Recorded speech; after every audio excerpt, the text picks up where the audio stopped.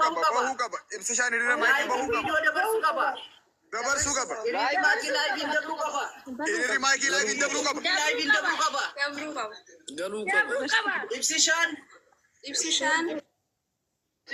Mootummaa Faransaay beeksisee. Mootummaa Faransaay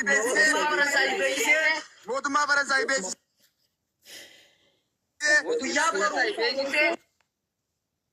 Guyyaa boru.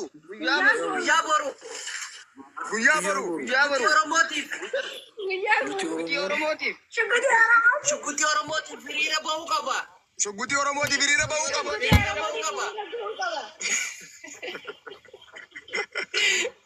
Oromoon nama jalaa jettu indee maaliif nama jalaa jenna wallahi. Gennee jira dubara baay'ee bareeda. Hiriirri xiqqaataa hiriirri guyyaa tokko wallahi. Asma. Isin deebisa shii namni tokko qolti. Soddaa keenya gaara. Ibsi shaanuu galcha amma yaada isaa irraa fuuna.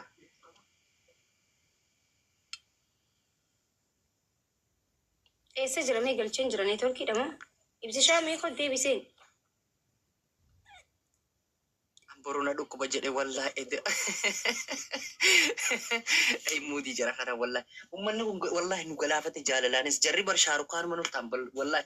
Takka Qeerroo fi qarree Oromoodha torban kana guutuu wareegama barbaachisne kafalanii edda waan arganii fi firii isaanii arganii jiranii ibsishaan gaafa kan walumaa galatti qeerroo fi qarree Oromoo irraa eeggachaa jira. Maayikii qofa odoo ta'e waan qarree fi qeerroodha ammoo akka hawaasatti ibsishaan nu deebisuu qaba. Soddaa weelkaam baga nagaan dhufte tafaddal makaddas hin jenne jirra. Urkutti gattai. Assalamu alaikum ndumti keessa nu isinin jira. Assalamu warahmatullahi wabarakatuh. Amma deebisuu fi gaafii keessan caqasaati ture haala kanatti inni caqasaa turre waan hunda argaa jirra. Gaafiin keessan karuma nagaatiin gaafatamaa ture.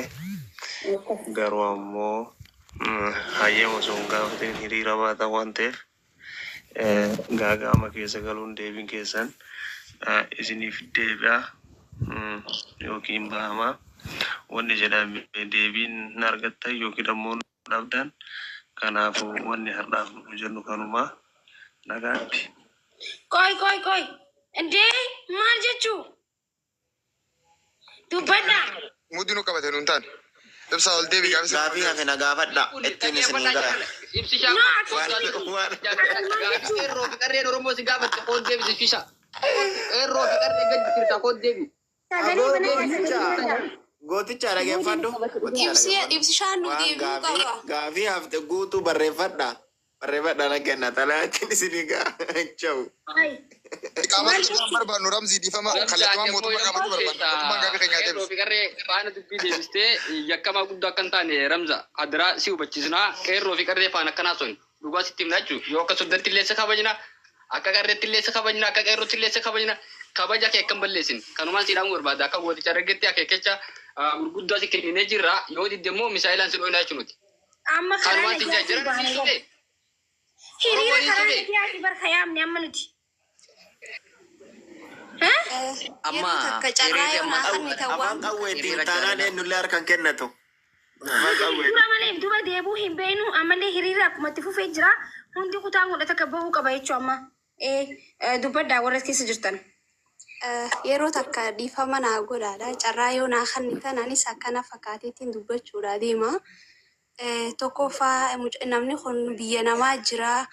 Yoo gaa hiriira san bahuudhaaf xiqqoo waan itti ulfaatu ta'ellee paarkii wayii iddoo bashannanaa wayii keessatti suuraa keessiif hojjetee innaawaa jechuudhaaf hin jee iddoo bashannanaa faa keessatti suuraa kee hojjetee akkasin laayivii nuuf haa seenanii hanqa namaa 10 akkanallee ta'u waa nu seenanii. Garuu immoo yoonii fi danda'amee fi ibsishaan beekaati kana nu godhu taate dirqama hiriira nu bahuu qaba. Yoo immoo biyya namaatiin jira haala jireenyaatiif naaf hin mijaa'u waan jiru taate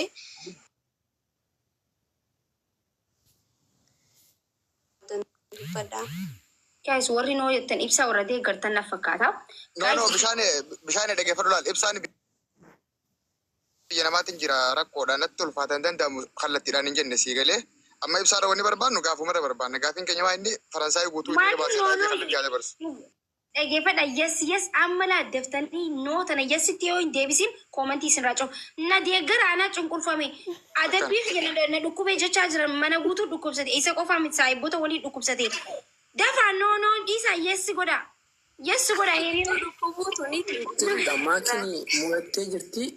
Yessi deebisa. Isaanii qixaata fudhachuun dirqama isaati.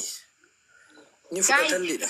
Noon adabbiin fudhatudha laal. Yessiin immoo adabbii fudhachuu qabaadha. Yes godha. Makee.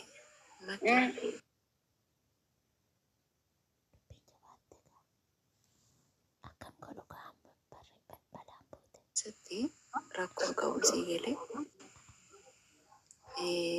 daawuntaawun keessa dhaqee jaalaltiin maakiidhaan nama raajitee naachistee jiifatu kan kee qabu. No, sanii miti no. Jaalalli injifataa qofaa jiru. Injifata jaalalli. Daawuntaawun adagu.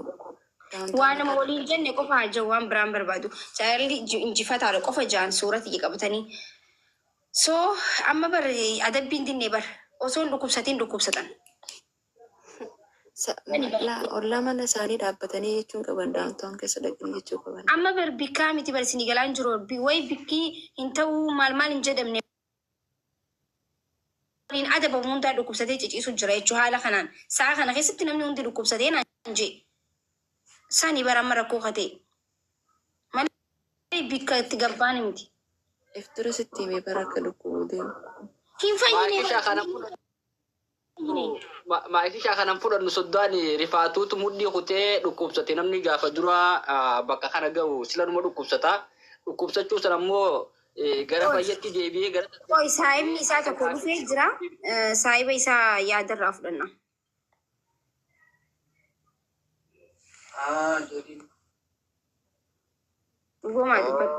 Salaamu alaikum. Wa alaikum salaam wa rahmatullahi wa barakatuh. Akkam fayyaa keessanii? Fayyaan qabnu maal fayyaa qabna fayyaa nama hiriira baha. Maaltu waa ta'e? Hiriira jirraa banuuti itti akkamiin fayyaa qabna manni guutuu.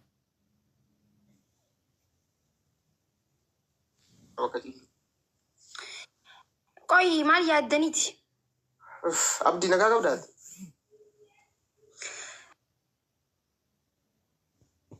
Hiriira ammallee mataa heehu Tuumbari noltu bara haaraa warratti jennee bara murteessinaa bara haaraa warratti iftaan.